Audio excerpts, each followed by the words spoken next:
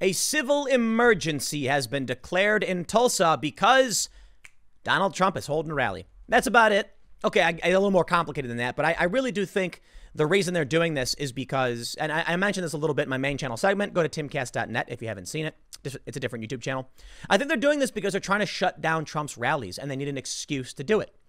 How much you want to bet it's supposed to be tomorrow, they pull off something ridiculous and just be like, the protesters and the threat of violence and the riots we've seen, we can't do the event. Trump, you can't have your rally. They have tried everything to stop him.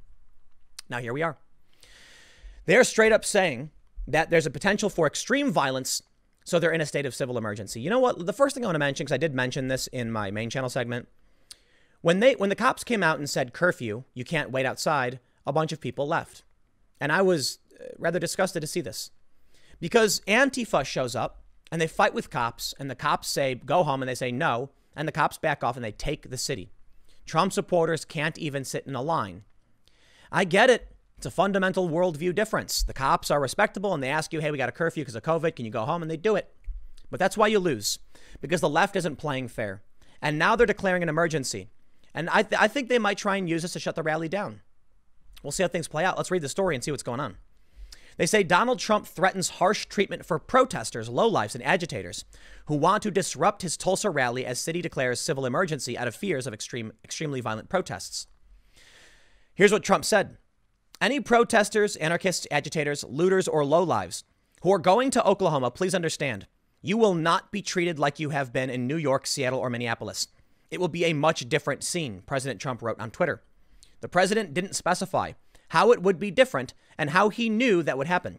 But he had criticized officials in New York, Seattle, and Minneapolis for not using the National Guard or other means to quell the Black Lives Matter protests that sprung up in the wake of the George Floyd's death. Let me stop you right there, Daily Mail. No, he was talking about the riots. He put out a video defending the protests. Everybody did. The rioters were a different question. His tweet came on Juneteenth, the date that celebrates the end of slavery. So there's the photo, blah, blah, blah. The president's vow came as Tulsa's mayor declared a civil emergency. Mayor G.T. Bynum, a Republican, cited recent civil unrest and the expectation that more than 100,000 people, a combination of Trump supporters and protesters, will swarm the downtown area as the reason for his civil emergency declaration. It's the latest hurdle for Trump as he attempts to return to the campaign trail. Additionally, the operators of the BOK Center asked the campaign for a written plan on how they will deal with the threat of the coronavirus. And the Oklahoma Supreme Court will rule on Friday whether attendees must wear masks. The mayor's order places a federal exclusion zone for a 6-block radius near the BOK Center and includes a curfew. I have received information from the Tulsa Police Department and other law enforcement agencies that shows that individuals from organized groups who have been involved in destructive and violent behavior in other states are planning to travel to the city of Tulsa for purposes of causing unrest in and around the rally, Bynum wrote in the executive order.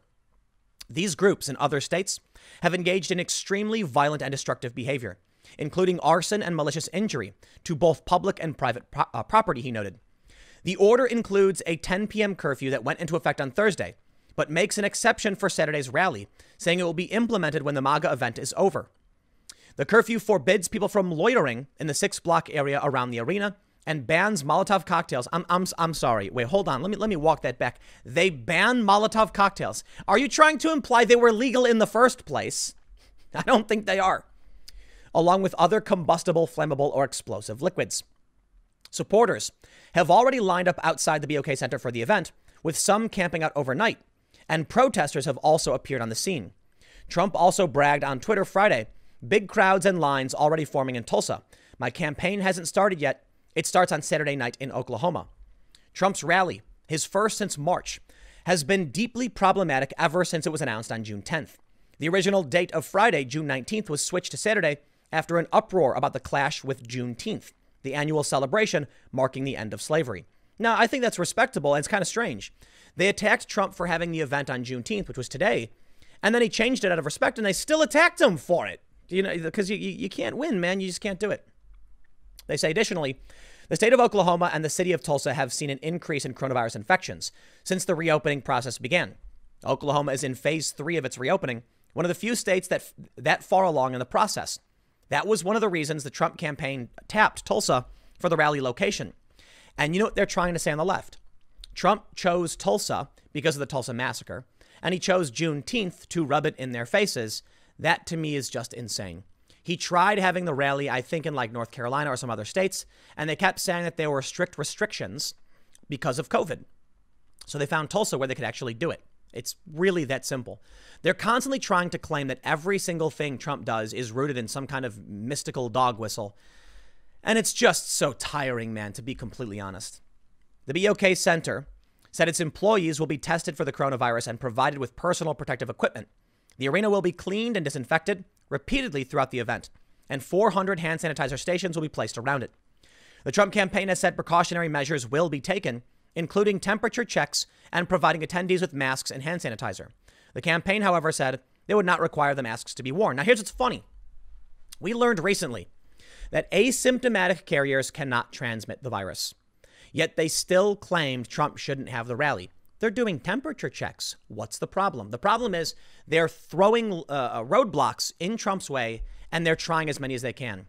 It's not going to stop him.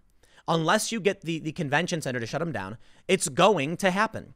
Trump's not going to back down. The media tries to say these things. Maybe they're just trying to earn some kind of, cumulative points about how bad Trump is. Oh, he's not doing this. He's not doing that. At the same time, they're promoting their own protests and rallies. It's just frankly absurd.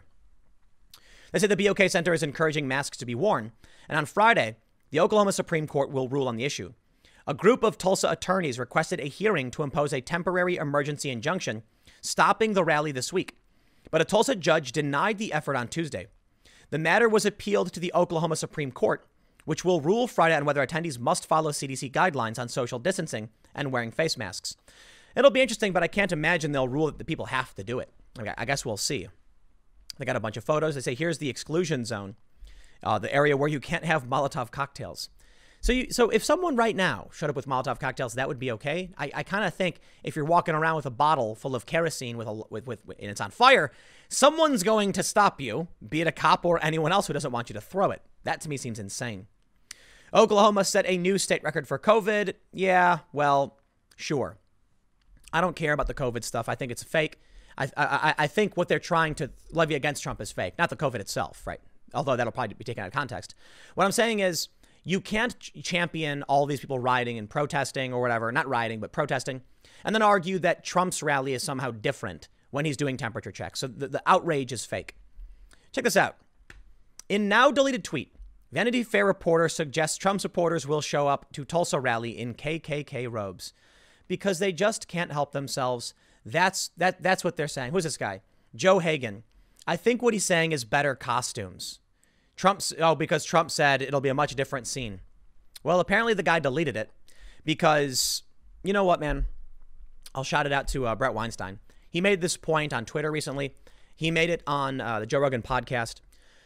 What we're basically seeing is people gradually giving more and more concessions to certain views. It's the radicalization process. They'll tweet something they know is not necessarily true, but they write it and they post it and it slowly radicalizes them. They give gradual concessions. Well, Trump is racist. Well, I guess Trump is really racist. Well, Trump is probably the worst racist. He's absolutely the worst racist. He's worse than some historical racists and he's worse than Hitler. That's the gradual radicalization process. Well, I'm glad this guy deleted the stupid Klan tweet, but I highlight it just because, you know, what I see with this story, what I see with what's going on with the Tulsa rally, Trump's going to have a rally, man. He's had tons of rallies. Some have been worse. Trump said worse things. He certainly walked things back. But now their rhetoric is increasingly getting unhinged and insane. If we know asymptomatic carriers can't transmit this, then what's the problem? Why are you protesting? They're protesting because they have nothing to do because of the lockdown, because of the riots, and because the media keeps radicalizing people by saying insane things about Trump. Let me tell you something. Most of these people who protest Trump are regular people, but they have Trump derangement syndrome.